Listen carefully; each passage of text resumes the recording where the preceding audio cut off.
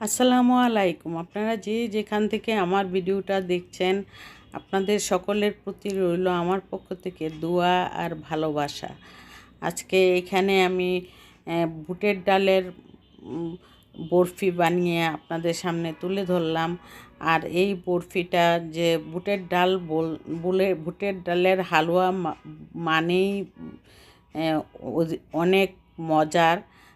এবং বুটের ডালের হালুয়া থাকলে নাস্তার মধ্যে আর কিছু লাগে না।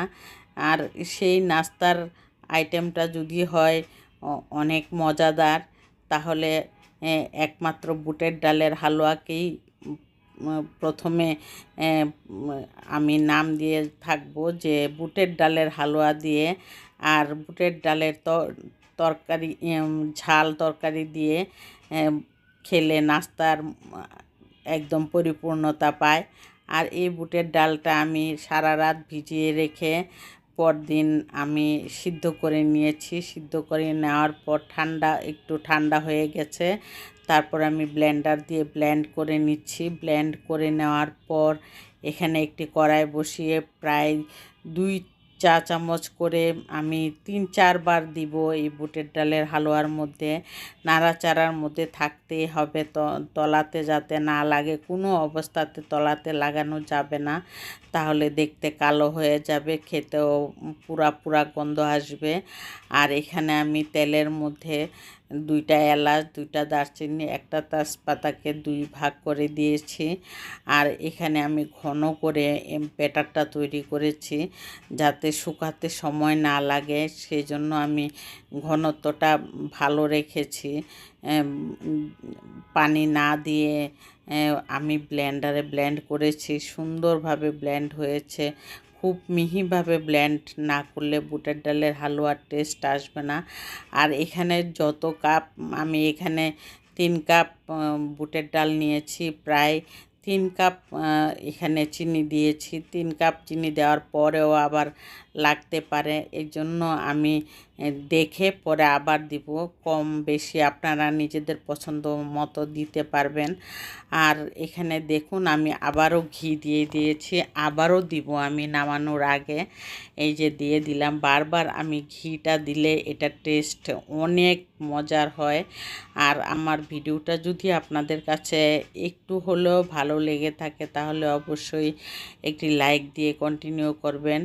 আর সাবস্ক্রাইব করে অল বাটনে প্রেস করে রাখবেন। আর ফুল ওয়াচ করে দিবেন, কারণ আমি একদমই ছোট একটা ভিডিও দেই। আর ছোট ভিডিও এখন ফেসবুক পেজে মানুষ সবাই ঝুঁকে পড়েছে। আর আমি ইউটিউব চ্যানেলটাও ছাড়তে পারছি না, এজন্য দিয়েই যাচ্ছি ভিডিও। আর এখানে বুটের ডাল হওয়ার পরে সন্ধ্যার নাস্তা হিসাবে আমার মেয়েরা বলল যে চিকেন ফ্রাই খাবে, সেজন্য আমি চিকেন ফ্রাই করে নিলাম। চিকেন ফ্রাইটা মশলাটা যে কি দিলাম সেটাও আমি মুখে বলে দিচ্ছি। আমি চিকেনটাকে ভালো করে ছেঁকে নিয়েছি, তারপরে সয়া সস দিয়ে দিয়েছি, লাল মরিচের গুঁড়া, আদা রসুন পেস্ট, ম্যাগি মশলা, তারপরে সয়া সস, টমেটো সস, এগুলি দিয়ে ম্যারিনেট করে রেখেছিলাম। তারপরে আমি কর্নফ্লাওয়ার আর একটু ময়দা দিয়ে গড়িয়ে তারপর আমি এখানে ভেজে নিলাম চিকেন ফ্রাইটা। এই চিকেন ফ্রাইটা নাকি অনেক মজা হয়েছিল, আমার মেয়েরা বলল। তাই আমি আমার মেয়েদের কথায় আমি চিকেন ফ্রাইটা করে দিলাম, পরে মজা করে ওরা খেলো। আর এখানে আমি রাতের খাওয়ার জন্য বাঁধাকপি আর মটরশুঁটি দিয়ে, মটরশুঁটিটা আমি আগেই সিদ্ধ করে নিয়েছিলাম, বাঁধাকপিটাও। তারপর আমি এখানে পেঁয়াজ বাগার দেওয়ার জন্য এখানে পেঁয়াজ লাল হয়ে আসার পর একটু হলুদের গুঁড়া, একটু মরিচের গুঁড়া দিয়ে আমি ভালো করে ভেজে নিলাম। এখন ভাজা হয়ে গেছে, এখন খাওয়ার সময় হয়েছে, তাই ভাবলাম বাটিতে আমি সার্ভ করে নিলাম। আর দেখুন কত সুন্দর হয়েছে। আর এই বাঁধাকপিটা দিয়ে নাস্তাও খাওয়া যাবে, সকালের নাস্তার জন্য কিন্তু পারফেক্ট একটা মজার খাওয়া। আর এই জন্য আমিও বানিয়েছি রাতের আর সকালের।